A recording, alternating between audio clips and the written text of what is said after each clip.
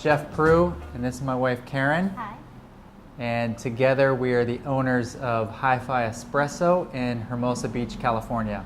We had zero experience as baristas. We had never worked in coffee shops.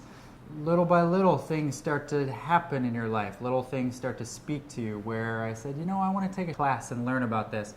And I did. And I remember a few years back, Karen said, you know, I would love to have a retail shop one day. And that was kind of broad. It wasn't coffee-based. It wasn't you wanted to sell this or carry this, but it was sort of just an open-ended shop. So those little voices start to speak to you about what really interests you in life. We were both doing different things. At that time, we were living in New York City for just shy of 2 years. When we came back to the South Bay of Los Angeles, we just sort of had this epiphany moment where the quality of coffee that we found in New York on a daily basis, on a block-to-block basis, for us wasn't prominent in the South Bay and in Hermosa specifically. And while there are great shops in Hermosa Beach, and we love them and frequent those, what we wanted with the hybrid coffee to retail component was something that we thought we could bring to the area.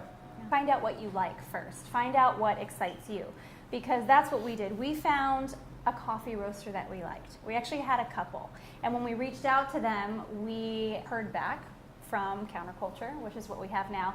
And I feel like that's what really got the ball rolling, was, you know, reaching out to them, and then they came to us and they were like, all right, this is what you need to do.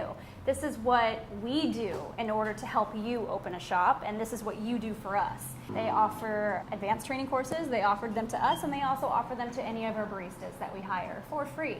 So you, one, have a budget in mind, and you know what you can and cannot afford, either personally or through investors or however, you know, you find that money.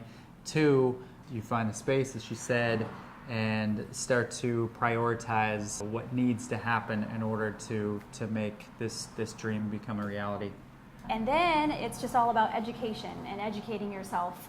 While all of the moving parts are happening with the contractor and the designer and everything, you can be doing your education. You can be figuring out, like, how do I produce this amazing cup of coffee, and what else do I want to do? What else do I want to serve in the shop as well? The creative process really started with first the name. I feel like it started with Hi-Fi. We love everything 70s. Jeff is really into 70s filmmaking, and I am into all 70s fashion or anything having to do with the 70s.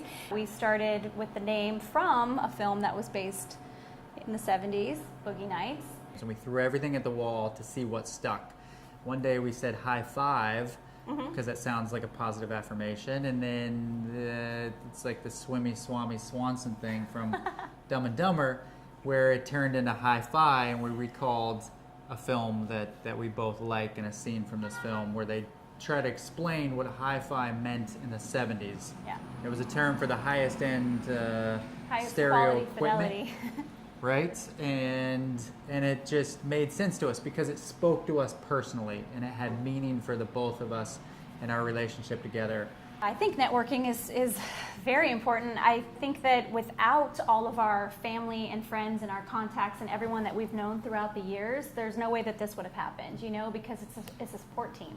When you do have support of close friends and family and of a roaster or partner such as Counterculture, it feels really good. We just started our Facebook and our Instagram page, and we were like, you know what, maybe it might be a little soon, but let's just do it now so that we can gain followers and get it out to the community so everyone knows what we're trying to do here, and everyone can sort of see the vibe that we're going for and see if they want to be a part of it. The day that we opened our doors to the community, you never feel 100% ready. No. And you take that leap of faith, you open your doors, but you just go for it. And you've gone this far, you've done a build out, you've hired a crew, and I think that has been crucial for us, is finding the right people to work with. We knew that we are the face of the company and that we both want to be in here as much as possible on a daily basis, because who better to sell your company and your vision than yourself? more important to me than actually working in coffee is to go seek out shops that you like, shops that inspire you, figure Yeah. out why they inspire you. And take a notebook and start taking notes of everything that you like about the shop and maybe Absolutely. things that you don't like about the shop, so that later on you can reference that notebook and say, this is what I loved about this place and this is what I didn't like, so you can put all of that greatness together in your shop.